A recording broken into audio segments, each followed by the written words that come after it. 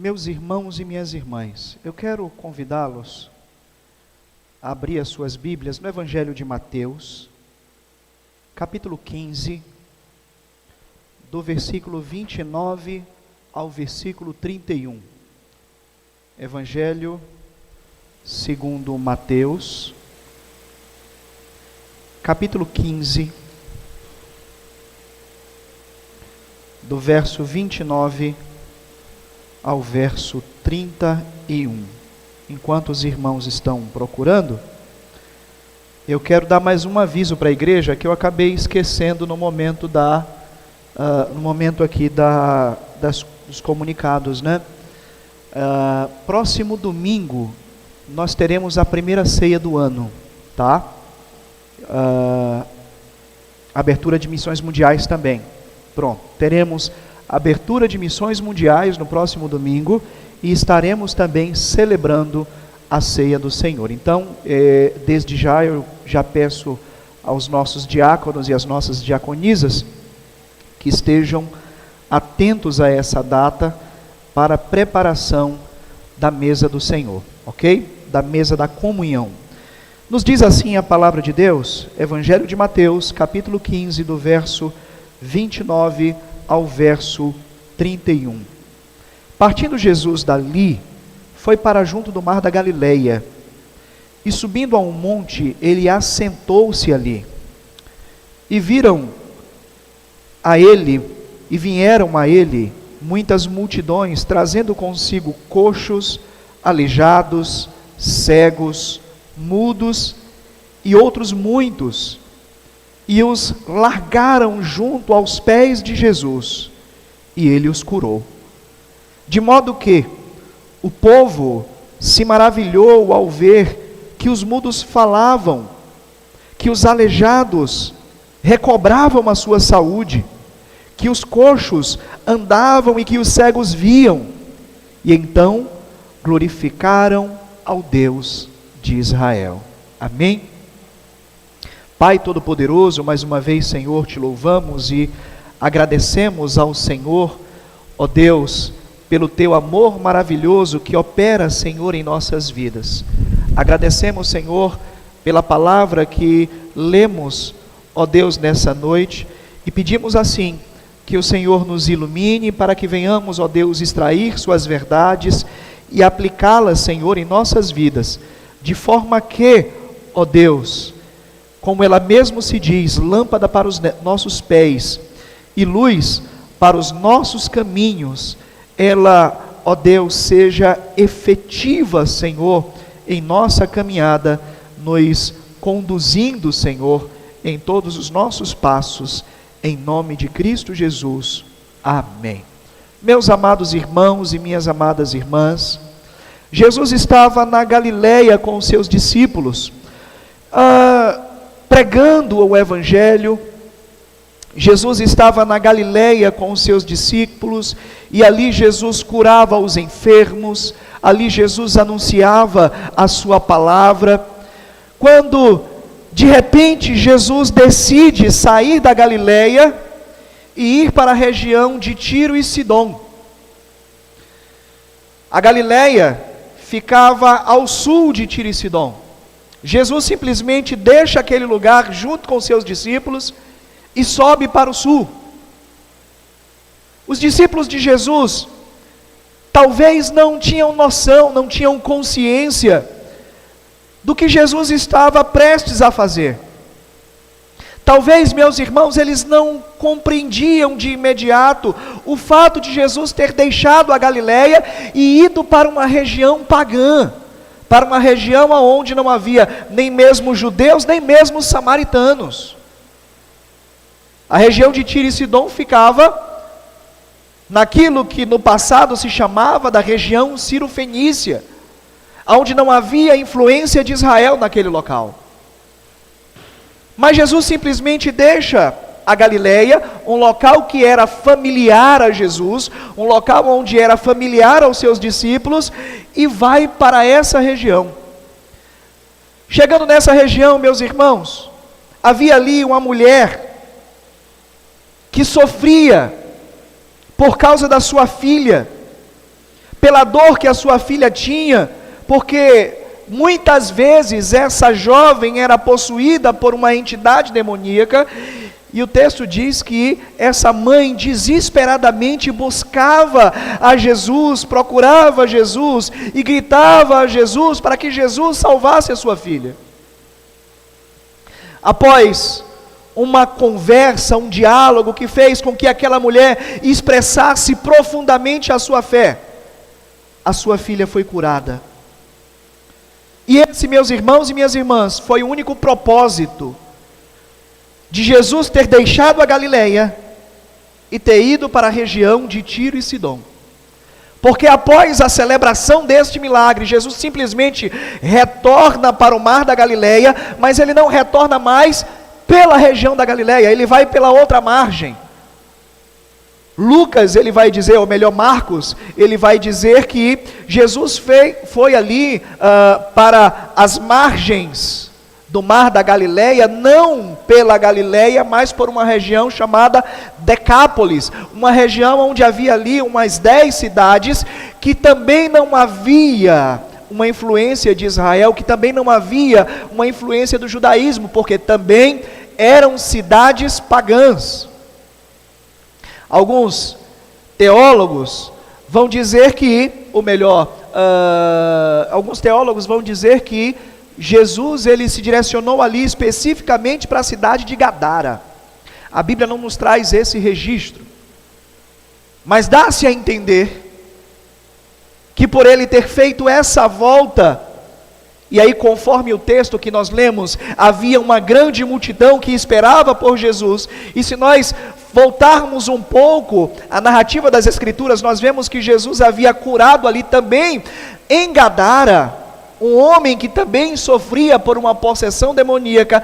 As pessoas já conheciam o poder de Jesus, as pessoas já sabiam o que é que Jesus poderia fazer, as pessoas sabiam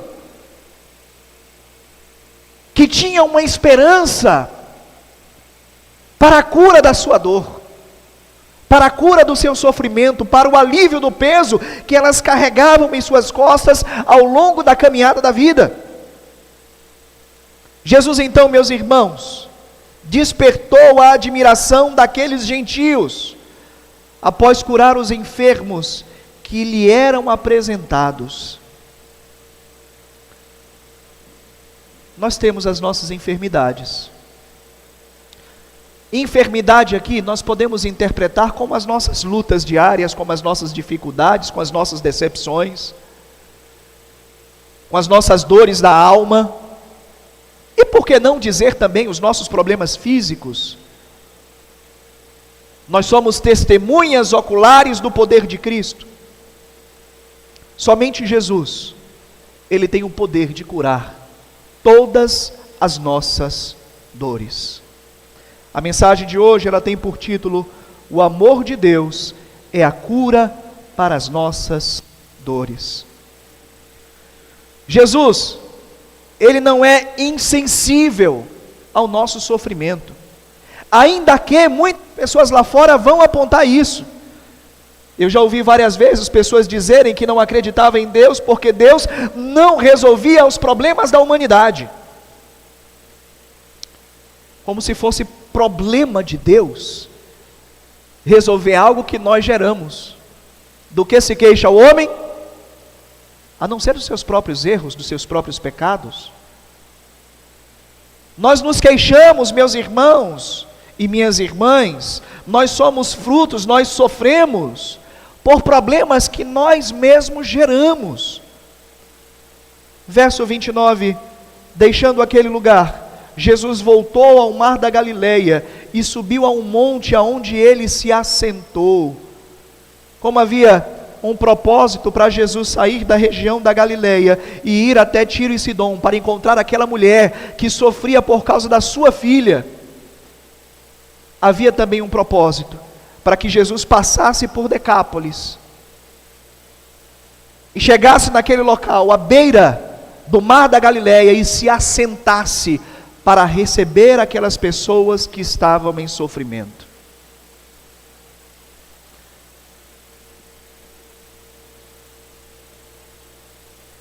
para ouvir aquelas pessoas, para apresentar o Evangelho àquelas pessoas,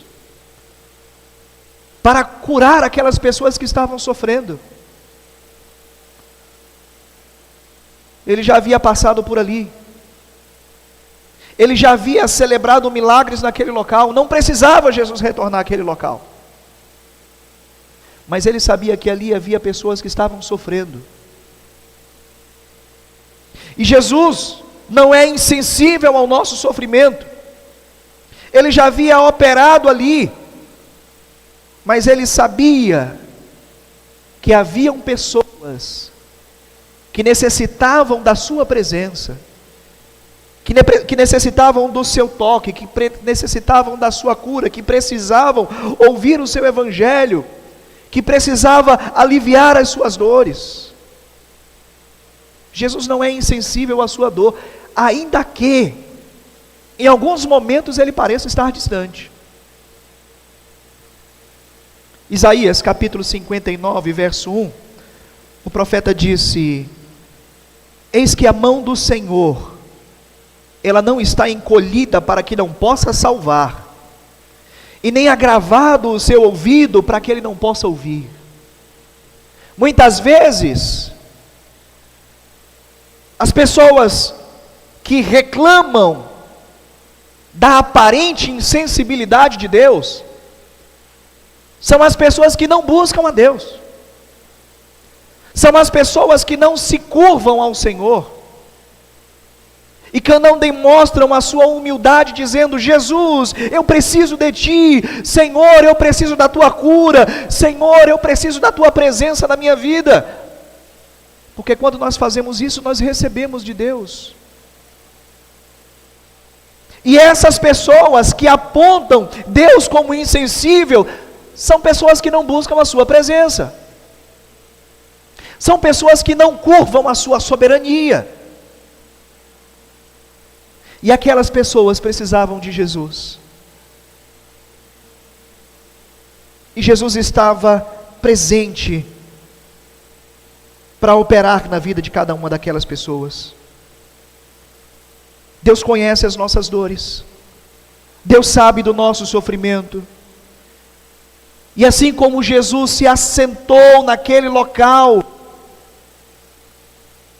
eu imagino Jesus chegando naquele monte, e diante da tua onisciência, ele saber que daqui a algumas horas, aquele local estaria repleto de pessoas, uma grande multidão havia chegado, e Jesus então se prepara para receber cada uma daquelas pessoas necessitadas, e Jesus senta e aguarda com que aquela multidão subisse aquele monte, para dizer: Senhor, eu preciso de Ti.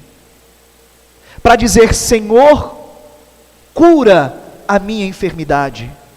Para dizer: Senhor, cura a minha alma.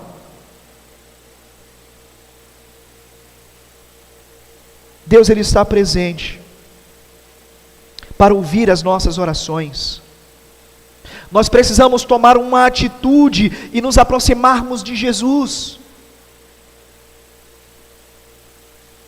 Tiago capítulo 4, verso 8, ele vai dizer: chegai-vos a Deus, e Ele se chegará a vós. Limpai as mãos, pecadores, e vós que sois de ânimo dobre, purificai o vosso coração. Nos aproximemos de Deus para que Ele se aproxime de nós. Purifiquemos os nossos corações para que os nossos pecados sejam perdoados.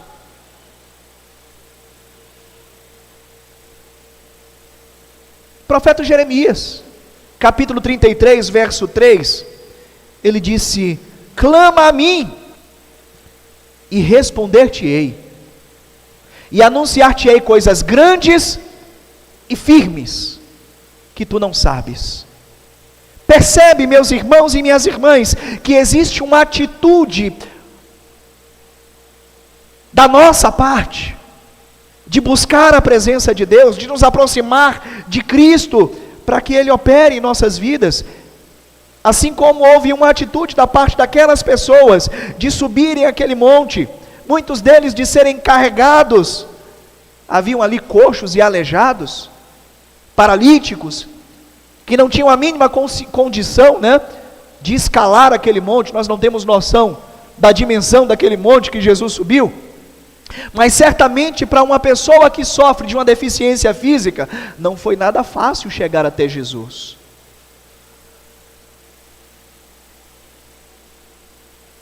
Por que é que nós sofremos então? Por que é que você sofre? Aonde é que dói? Qual é o motivo da sua dor? Verso 30, parte A, Mateus vai dizer: uma grande multidão, ela veio e colocou diante dele aleijados, cegos, paralíticos, mudos e muitos outros. Ou seja, aqui foram uma lista que Mateus conseguiu registrar. Mas havia muitas outras enfermidades, muitos outros problemas que não foi registrado. Talvez ali haviam pessoas com tristezas intensas no coração. Pessoas que sofriam por uma decepção.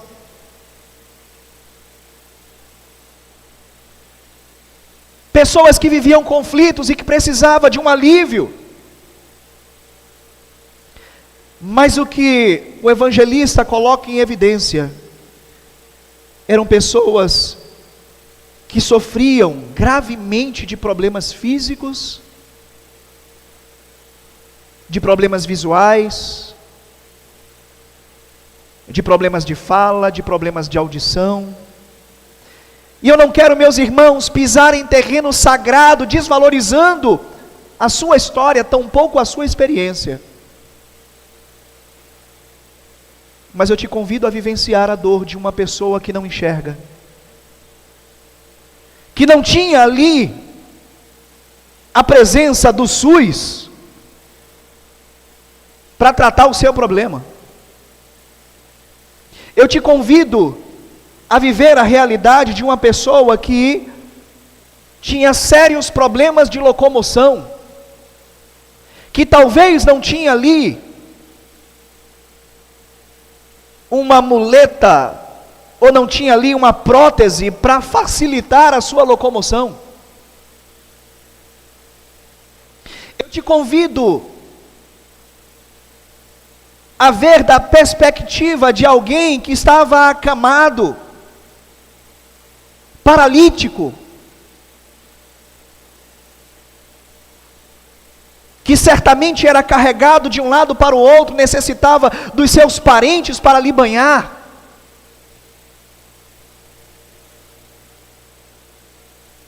De alguém que não enxergava, de alguém que não falava, que não ouvia, e que se agonizava e que lutava para viver dentro de uma comunidade onde o preconceito imperava. Deixa eu dizer uma coisa para vocês, meus irmãos. Muitas enfermidades, para aquela cultura, para aquela realidade, pois não tinha o conhecimento da ciência que nós temos hoje, não tinha um conhecimento da área da saúde que nós temos hoje, muitas daquelas enfermidades, na cabeça daquelas pessoas, era transmissível. Essas pessoas não sofriam tão somente com as suas enfermidades, mas sofriam também do preconceito. Elas eram excluídas. Elas eram afastadas da sociedade. Observa que Mateus ele vai dizer que haviam outras enfermidades. Certamente haviam pessoas ali que sofriam com lepra. Estava imundo. Lembra da mulher do fluxo de sangue, onde a ciência hoje vai dizer que ela sofria de câncer do colo do útero? Olha só. Naquele tempo não havia esse conhecimento. E aquela mulher estava constantemente imunda para aquela sociedade, e não poderia ser tocada.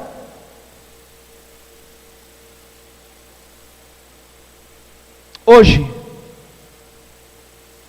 as pessoas sofrem preconceitos com esses problemas. Imagina 2000 anos atrás. Imagina numa cultura oriental, o quanto essas pessoas eram excluídas da sociedade. Deixa eu fazer uma pergunta. Na verdade, deixa eu repetir a pergunta. Por que é que você sofre? Qual é o motivo da sua dor? Será que podemos comparar com a dor e o sofrimento de algum desses personagens? Talvez a sua enfermidade seja física, ou talvez a sua enfermidade seja uma dor na alma.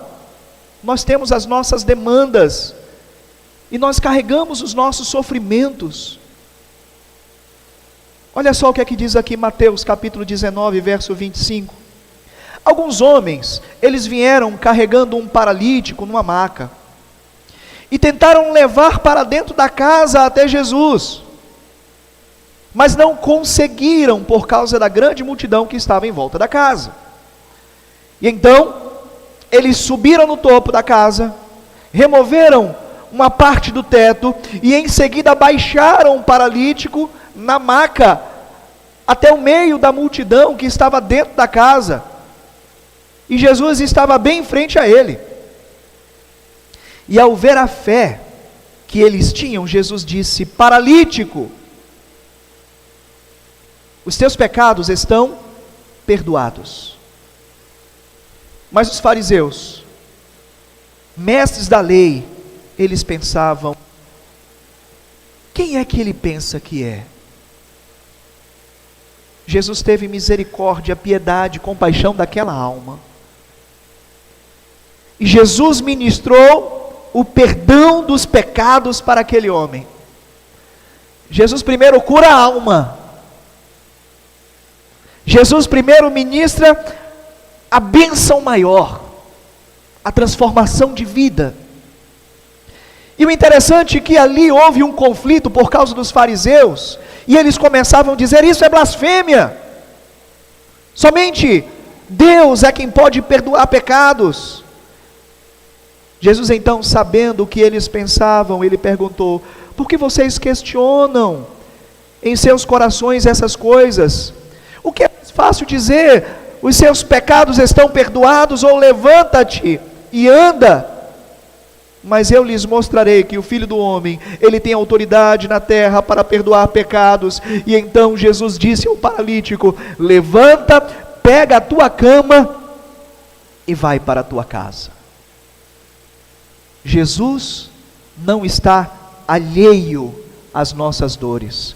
Essa foi a dor daquele paralítico. Jesus pode curar a sua dor. Jesus cura o seu sofrimento. Verso 30, parte B, e o verso 31, ele diz: e ele curou a todos.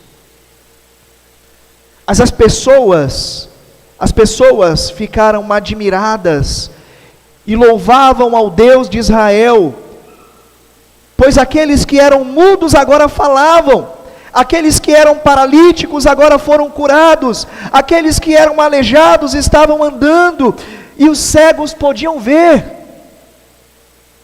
Jesus ministrou cura sobre aquelas pessoas, e Jesus é aquele que ministra cura sobre as nossas dores, sobre as nossas ansiedades, sobre as nossas enfermidades. Jesus, ele tem esse poder. E nós precisamos, meus irmãos e minhas irmãs, praticar a nossa fé. A mesma história, ela também é contada por Marcos. Lembramos que Mateus, Marcos e Lucas fazem parte de uma classe de evangelhos, chamado evangelhos sinóticos, e temos muitas histórias que são contadas em determinado evangelho, que encontramos uma história paralela no outro evangelho. E é isso que acontece aqui, meus irmãos e minhas irmãs. Marcos também conta a mesma história. Só que o que é que acontece? Enquanto Mateus, ele apresenta um resumo, esses 3 versículos que nós lemos, Mateus apresentou um resumo daquilo que aconteceu. Marcos não. Marcos, ele é mais direto. Marcos, ele escolhe uma daquelas curas, uma daquelas histórias, e ele dá um zoom naquela situação e nos mostra de uma forma muito detalhada aquilo que aconteceu com aquele homem naquela noite. Marcos capítulo 7, verso 31 ao verso 35, nos diz assim: Jesus saiu de Tiro e subiu para Sidom, antes de voltar ao mar da Galileia, a região das 10 cidades. Algumas pessoas trouxeram um homem surdo e com dificuldade de fala, e lhe pediram que pusesse as mãos sobre ele e o curasse. Observa aqui a mesma história, tá? Só que lá em Mateus, Mateus está dizendo que levaram a Jesus uma grande multidão. Não há contradição na palavra de Deus. O que está acontecendo aqui é que Marcos escolhe uma das histórias dessa grande multidão. Marcos escolhe um dos personagens curados por Jesus nessa grande multidão e diz assim: eu vou contar a sua história. Algumas pessoas trouxeram um homem surdo com dificuldade de fala e pediram que Jesus impusesse as mãos e o curasse. Jesus o afastou da multidão para ficar a sós com ele, e pôs o dedo nos seus ouvidos, pôs os dedos nos seus ouvidos, nos ouvidos do homem, e em seguida cuspiu nos seus dedos e tocou na língua dele. Olhando para o céu, Jesus disse Efatá, que significa abra-se. E no mesmo instante, o homem passou a ouvir perfeitamente, e a sua língua ficou livre, e ele começou a falar. Tem um detalhe aqui: ele começou a falar com clareza. Ele não balbuciava, ele não tentava falar, mas ele começou a falar com clareza. Jesus curou a dor daquele homem, e curou de uma forma completa. Jesus pode curar a nossa dor, Jesus pode curar as nossas enfermidades, sejam físicas, sejam enfermidades da alma. Jesus tem o poder de transformar as nossas vidas. Nós precisamos, meus irmãos e minhas irmãs, entender que a nossa fé em Cristo é um presente o qual foi dado por Deus para cada um de nós. Aquele homem não só precisava curar a sua audição. Lembra que eu falei que aquelas pessoas sofriam preconceito? Que aquelas pessoas eram afastadas da sociedade? Muitas daquelas pessoas não tinham um abraço. Muitas daquelas pessoas não sentiam o calor de um abraço humano. Muitas daquelas pessoas não sentiam o toque de uma outra pessoa. E diante dos seus discípulos, Jesus faz questão de mostrar para eles o quanto essas pessoas precisam ser amadas. Jesus toca naquele homem. Jesus toca no local aonde precisava de cura.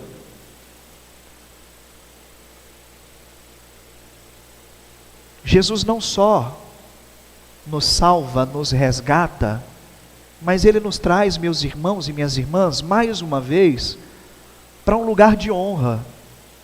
E quando eu digo um lugar de honra, é um local onde nós, como humanidade, tínhamos anteriormente, que o pecado nos fez perder. Jesus nos exalta de tal forma diante das pessoas, como aquele homem foi exaltado, mostrando para aquelas pessoas que todos nós somos semelhantes, e de que todos nós precisamos de atenção e de amor.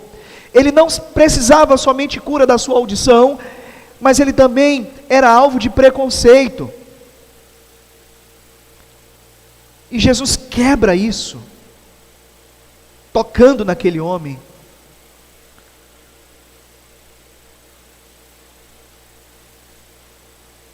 É exatamente isso que Jesus faz. Ele não somente cura as nossas dores, Ele não somente alivia as nossas cargas, mas nós somos tocados pelo Espírito Santo de Deus. E essa ação nos faz sentir amados. Creia no poder transformador de Jesus. Se aproxime dele com fé. Jesus é aquele que cura a dor da nossa alma.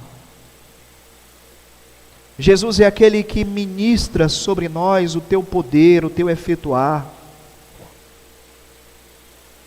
E ainda que você pense que Ele está alheio às dificuldades que você tem vivido, deixa eu dizer isso para você, é um erro. Jesus está pronto para lhe ouvir. Nós só precisamos tomar a atitude de nos direcionarmos a Ele. Eu quero orar por você nessa noite, pedindo a Deus assim, que derrame sobre as nossas vidas a tua infinita graça, a sua eterna misericórdia, a sua bondade, a sua compaixão. Que Jesus sonde assim os nossos corações, pois Ele conhece as nossas dificuldades, Ele conhece as nossas dores. Mas diante dessa mensagem que nós ouvimos nessa noite, nós precisamos entender que precisamos tomar uma atitude de nos voltarmos a Deus e de exercermos a nossa fé. Querido Deus e soberano Pai, eterno Senhor, Criador dos céus, Criador da terra, te louvamos, ó Deus, nesta noite, intensamente, agradecendo assim pelo teu amor que foi manifestado sobre nós, por meio do sacrifício do teu Filho amado Jesus ali na cruz. Pai,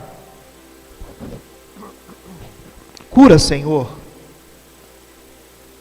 as nossas dores. Cura, Senhor, as nossas enfermidades. Alivia, Deus, as nossas cargas. Tua palavra diz, Senhor, que o teu jugo é suave e que o teu fardo é leve. E que no Senhor acharemos descanso para as nossas almas. É em Cristo Jesus, Pai, que nós oramos ao Senhor nessa noite. E buscamos, ó Deus, o teu auxílio. Exercemos, Deus, a nossa fé. E pedimos, ó Deus, ministra sobre nós a tua cura. Seja ela física, seja ela psíquica, seja ela espiritual. Nós entregamos, ó Deus, as nossas vidas ao Senhor. E pedimos, ó Deus, que o teu Espírito habite em nosso ser. Renovando, Senhor, cada parte do nosso corpo, cada parte da nossa mente. Fortificando-nos, Deus, na fé que há em Cristo Jesus. Essa é a nossa oração, Pai, nessa noite. Talvez, Senhor, existam pessoas que estejam nessa noite acompanhando, Pai, esta mensagem.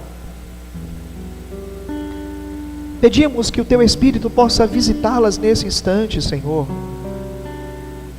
Que o Senhor sonde os corações, que o Senhor haja, Senhor, aonde é necessário agir. E assim como aquelas pessoas foram curadas, o Senhor possa ministrar sobre nós, ó Deus, o teu poder e a tua paz, em nome de Cristo Jesus. Amém, Senhor. Amém.